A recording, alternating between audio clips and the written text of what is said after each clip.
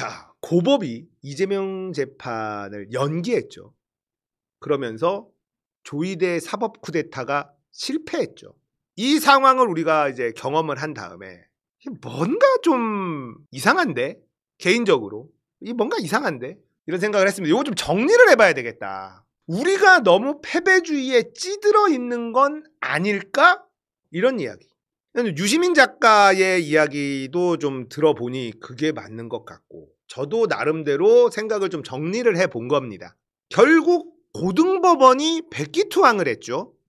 조이대의 사법 쿠데타가 실패로 돌아갔습니다.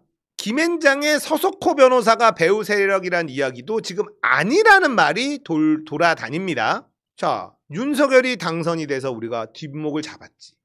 근데 이 인간이 12월 3일에 계엄을 선포했네.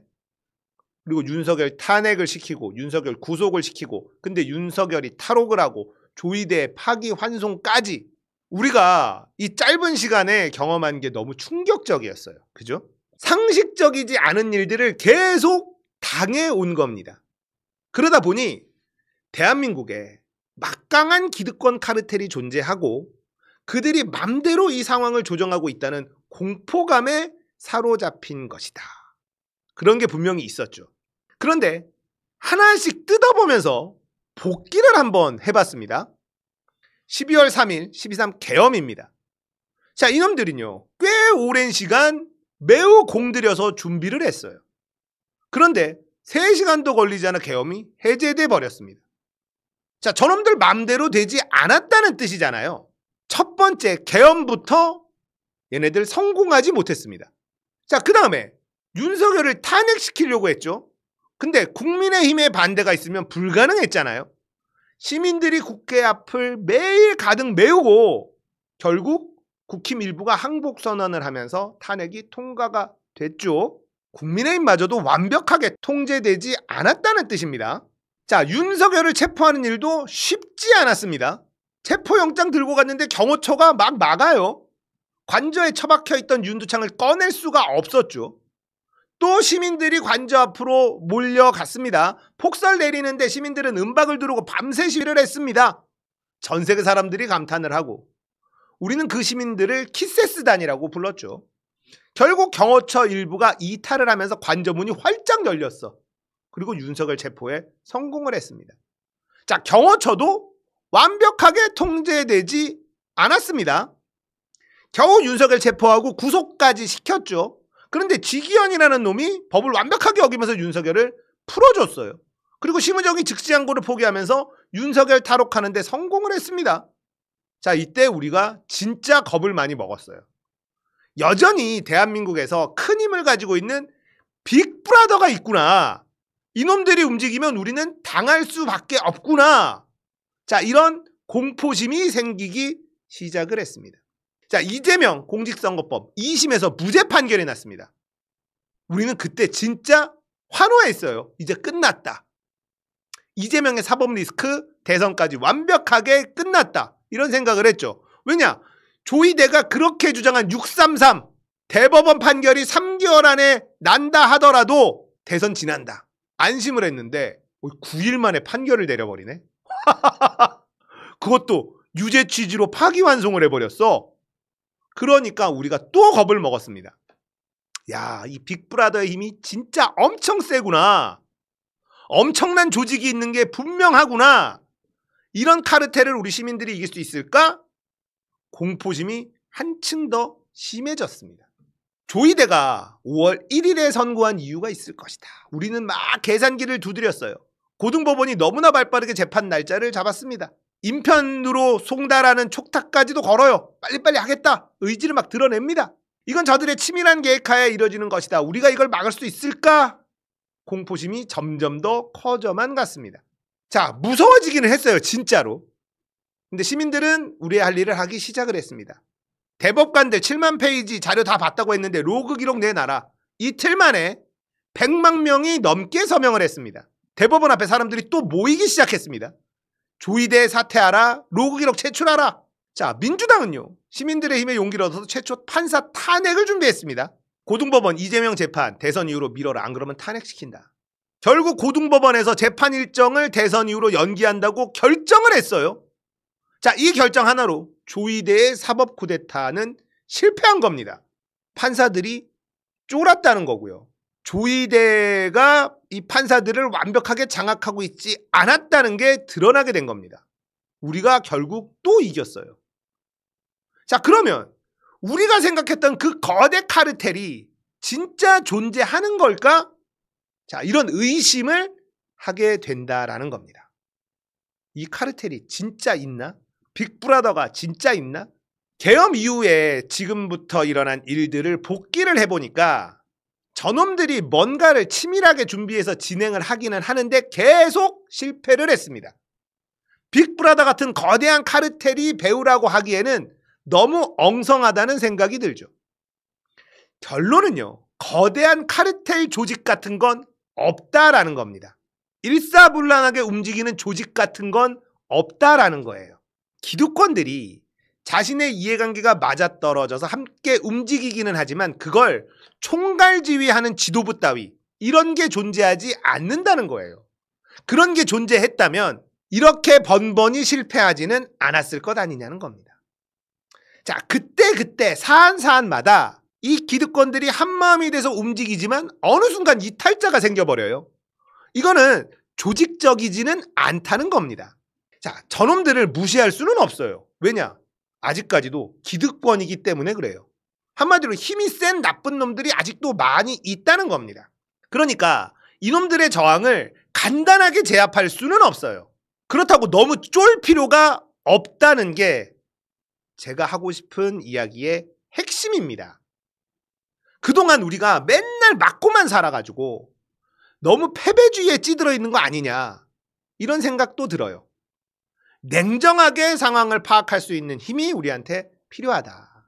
자, 국민의힘에서 벌어지고 있는 일을 한번 보십시오. 단일화 때문에 난립니다. 그런데 언제부터 저놈들이 단일화 타령을 했지? 단일화는 언제나 우리의 과제였어요. 언제부턴가 단일화는 저놈들이 찾는 단어가 되어 있습니다. 단일화를 왜 하죠? 약하니까, 혼자서는 못 이기니까 힘을 합치는 게 단일화예요. 노무현 때만 해도 우리는 단일화 안 하면 큰일 났어요. 정몽준하고 단일화한다. 정몽준이 단일화를 걷어차버리고 난리도 아니었죠. 그 당시 이회창은 단일화 따위는 관심도 없었습니다. 왜냐? 얘네들이 주류였거든요. 더 셌거든요. 근데 언제부턴가 단일화는 저놈들한테 중요하지 우리에게는 관심도 없어요. 우리의 관심에서 벗어났습니다. 문재인 때 심상정과 단일화에 목숨 걸지도 않았잖아요. 이재명 때도, 이재명 윤석열 붙었을 때도 심상정하고 단일화 테이블에 올라오지도 않았습니다. 근데 저놈들은요 맨날 안철수와의 단일화 목숨을 걸었어요. 서울시장 때도 안철수, 대선 때도 안철수. 안철수가 단일화로 짭짤하게 광을 팔아먹은 건데 다 저쪽 놈들한테 팔아먹었다 이 말입니다. 지금도 단일화 안 하면 죽는다고 난리치는 건 저놈들이에요. 이게 뭘 의미하냐? 이건 유시민 작가도 얘기한 건데 이미 우리가 세다는 거예요. 이 사회의 주류가 우리라는 겁니다. 우리가 주류가 된 지 좀 됐다는 거예요. 그런데 우리는 우리가 세다고 생각하지 못하고 있어요. 왜 우리는 이미 우리가 주류 세력이 된 지 오래됐는데 그걸 느끼지 못하고 쫄보로 살고 있을까? 그건 언론 때문이라고 생각합니다. 기성 언론들 때문. 우리가 아직도 기성 언론의 영향을 받고 있다. 이런 생각을 합니다. 그런데 생각을 해보자고요. 조중동이 선거에 지대한 영향을 끼치고 있습니까? 조중동 헤드라인으로 민심에 영향을 줄 수 있습니까? 일면 장사 할 수 있습니까? 이 장사 안 된 지 오래됐어요. 지금 조선일보 보잖아요. 아주 가관입니다. 몸부림치고 있습니다. 기성 언론들이 이재명 깎아내리기 진짜 열심히 하고 있습니다. 근데 민심은 어때요? 미동도 안 합니다.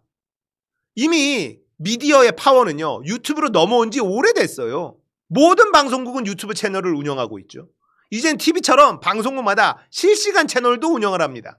종이신문의 위력은 사라진 지 오래됐어요. 이번 대선에서 정말 적나라하게 보여주고 있죠.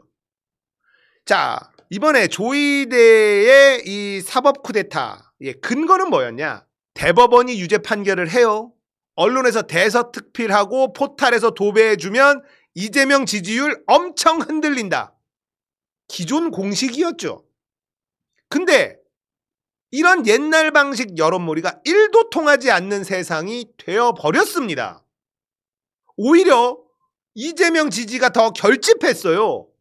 역풍이 저쪽으로 불었다니까요. 민주당에서 역풍 타령하는 사람들 있잖아요. 아직도 저놈들의 옛날 여론몰이가 통할 거라는 생각 때문에 역풍 타령하는 인간들이 아직 남아있는 겁니다. 근데 지금 보세요. 안 먹히잖아요. 어쩌면 우리는 우리가 얼마나 센지 너무 모르고 있는지도 모르겠다라는 생각을 합니다. 자, 저놈들은 아직까지 기득권을 가지고 있기 때문에 셉니다. 힘이 있어요. 그러니까 쉽게 제압하지 못하는 건 현실이에요.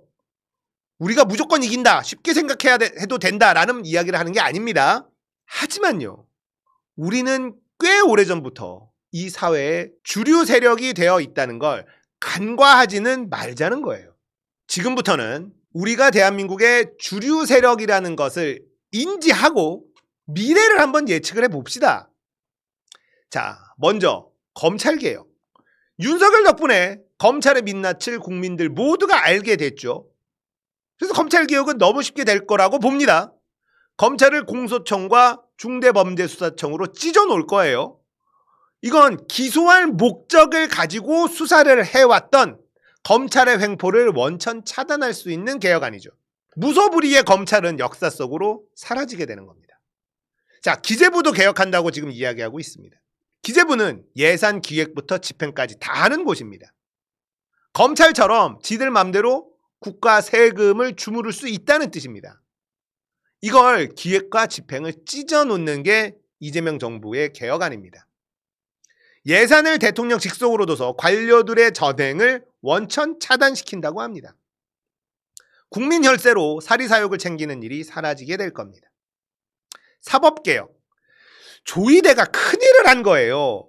이번 일로 사법부가 얼마나 대충 재판을 하는지 온 국민이 알게 됐습니다. 특검을 통해서 대법원 털어보면 아주 가관일 겁니다. 이번에 대법원 판결, 이거 특검 갈 거거든요. 가관일 거예요. 자료 받겠습니까? 대법관들이 그냥 조이대가 시키는 대로 그냥 거수는 하지 않았을까요? 법을 엄청 위반하면서 이 판결을 내렸을 겁니다. 근데 대법원만 그렇게 대충 재판을 했을까요? 일반 법원은 정말 꼼꼼하게 재판을 하고 있는 걸까요? 판사들이 왜 조이대를 쌍욕을 하고 있는 걸까요? 그동안 대충 했었던 거 다 드러나게 생겼으니 판사들이 열 받을 수밖에 없는 거 아닙니까? 자, 특검으로 수사 들어가면요, 조이대 그리고 나머지 대법관들 다 뒤졌습니다. 그리고 대법원 시스템 자체가 불신 덩어리라는 걸 국민들이 다 알게 될 거고 일반 법원들까지도 그 불똥이 튀게 될 거고요. 자, 대법관을 100명 이상으로 늘릴 수도 있습니다. 대법관뿐 아니라 판사들 숫자들 엄청 늘릴 수도 있습니다. 왜냐? 사건이 너무 많아서 대충 할 수밖에 없는 현실을 국민들이 알게 될 거예요. 조이대 덕분에. 그리고 판결문 무조건 공개하도록 바꿔야 됩니다. 그리고 판사도 고위직은 선출직으로 바꾸는 그런 제도가 필요하다고 개인적으로는 생각합니다. 사법개혁까지도 조이대 덕분에 할 수 있게 됐습니다. 자, 그 다음에 언론개혁. 사실 이거는 돈줄만 틀어지면 끝나는 거예요. 종이신문들이 발행부서 속에서 먹었던 돈들 터해내게 하고 종편심사 깐깐하게 하면 끝납니다. 이거 언론개혁은 어렵지 않아요. 어차피 기존의 법대로만 해도 많이 좋아질 거라고 생각합니다. 그리고 언론개혁은 이제 엄청 중요하지가 않아요.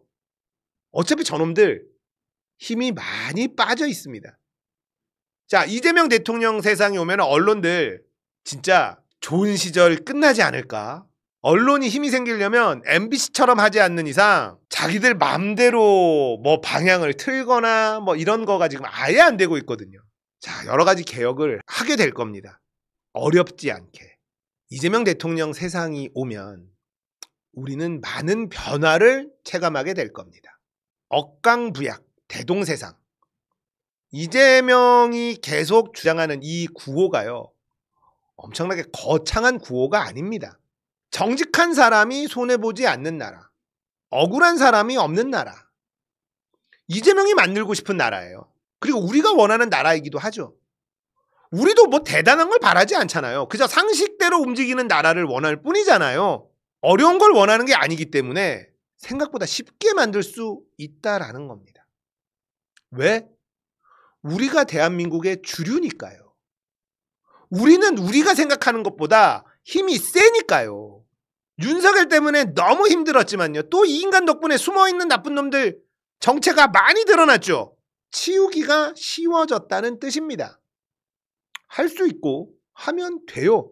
제가 드리고 싶은 말은요, 우리가 무조건 이기니까 라는 얘기가 아닙니다. 너무 쫄아 있지 말자는 거예요. 우리가 세다는 걸 인지하고 있자는 거예요. 또 덤비는 놈들이 있을 겁니다. 기득권을 포기하긴 쉽지 않잖아요. 그죠? 기득권들이 자기 거 뺏기기 싫으니까 당연히 저항을 할 겁니다. 그때 와, 큰일 났다, 우리가 나이브했다, 이런 얘기 그만하자는 거예요. 걔네들이 또 덤벼들면요, 우리는 또 제압을 하면 돼요. 우리는 얘네들을 제압할 힘이 있습니다. 자, 대법관들 지금 발 빼고 있는 대법관들이 지금 절반 넘는다고 해요. 조희대가 대선 전에 대법 판결을 2번 할 거라고는 생각하지 못했다, 이런 얘기를 하고 있다. 이런 썰도 돌고 있습니다. 고등법원 판사들은 이미 발뺌을 했어요. 우리는 제압할 수 있는 힘이 있습니다. 그러니까 그걸 인지하고 있자는 거예요. 우리가 대한민국의 주류입니다. 주류 세력이에요.